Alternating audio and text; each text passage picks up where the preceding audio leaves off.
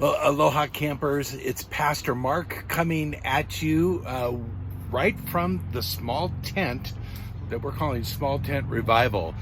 Just a little before sunset here, and people are starting their campfires and getting ready for another cool evening. I went river rafting today, and when I woke up it was in the 40s, so the water got up to 50.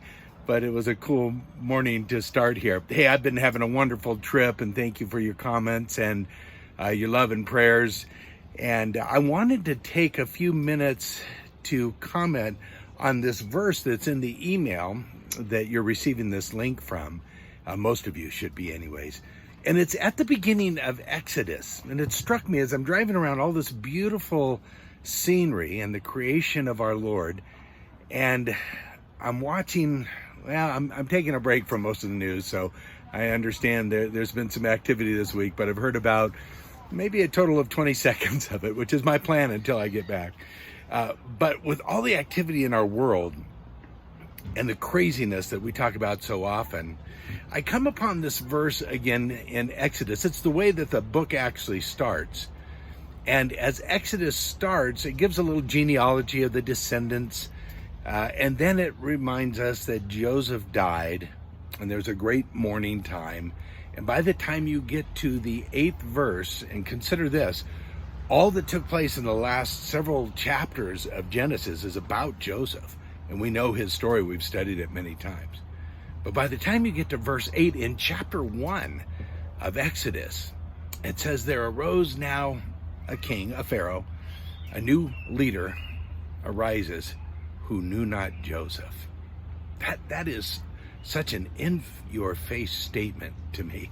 Because if you love the story of Joseph and the miraculous care of God over his life and the people of Israel as a result, it's almost impossible to think that someone succeeding and following would not know him.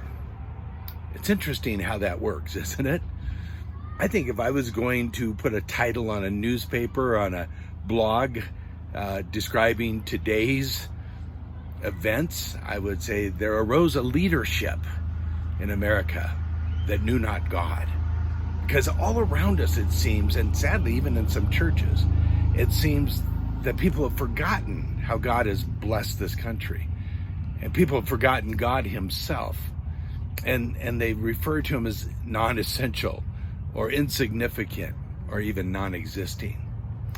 There rose a generation who knew not God, just as in Israel's time, there arose a king who knew not Joseph. Well, God has us here in this generation, and if you need evidence of his being and well-being, might I say, his existence, his control, you need to take a road trip with me. It is everywhere, and especially I was reminded of it again today. This is a very small tent, and it's revived my heart over the last few days as I've just kind of used it as my base camp as I've gone out into Yellowstone several different times. And everywhere I turn, I just see the work, the handprint, the artwork of God. And the wildlife that I've been sending you with those bison that get a little too friendly, and the wildflowers are just amazing. The river guide told me today this certain weed that looks like a wildflower to me, it grows, the whole stalk grows, and when it reaches the top, when it stops flowering at the top, summer is over. And it had a few more layers before it reaches the top, but I thought, man, even the flowers declare the signs and the times of God.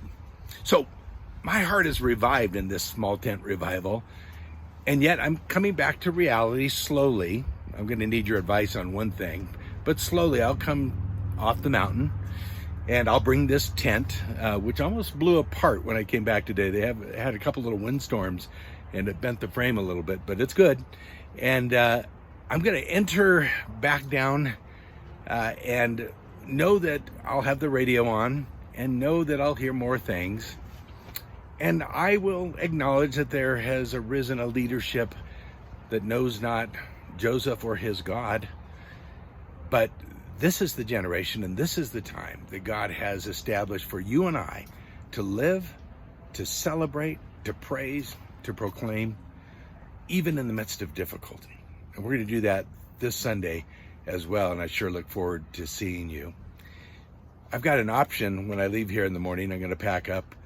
I can go directly south, make a right outside of this campground, and head to my hotel in Utah, about 7 hours away.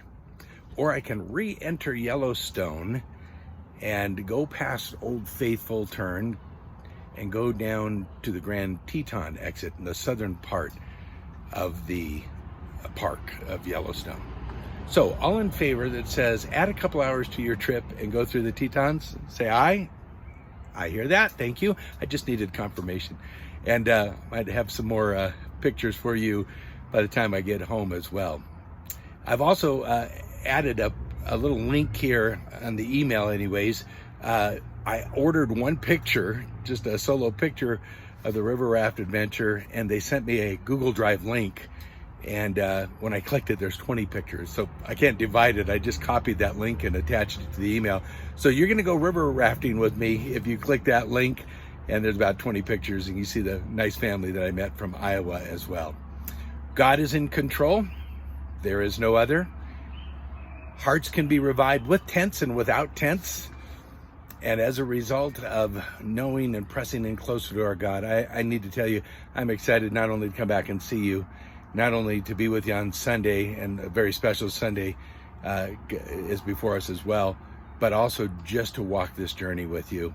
So it's Pastor Mark saying aloha to all my camper friends, and look forward to seeing you this weekend. Bye now.